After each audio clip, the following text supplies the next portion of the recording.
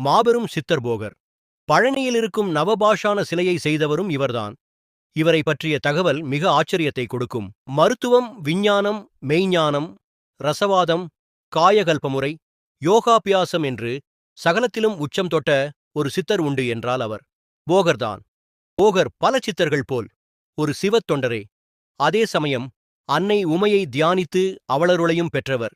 அவளது உபதேசம் கேட்டு பழனி மலைக்குச் சென்று தவம் செய்து முருகனை தண்டாயுத பாணியாகவே தரிசனம் செய்தவர். உலகம் உய்ய வேண்டும் என்பதற்காக தான் தரிசித்த தண்டாயுதபாணிக்கு நவபாஷாணத்தால் சிலையெடுத்தவர். பாஷாணங்களைக் கட்டுவது என்பது சாதாரண விஷயமல்ல. ஒவ்வொரு பாஷாணமும் ஒவ்வொரு விதம், ஒவ்வொன்றும் ஒவ்வொரு குணம். அவைகளை உரிய முறையில் சேர்ந்து பிசைந்தால்தான் உறுதியான ஒரு பொதுவான பாஷாணம் உருவாகும். இதை கண்களால் பார்த்தாலே கூட போதும். அதிலிருந்து வெளிப்படும் நுட்பமான கதிர்வீச்சு கண் வழியாக உடம்பின் உள்ளும் உடம்பின் புறத்திலும் படிந்து நலம் ஏற்படும்.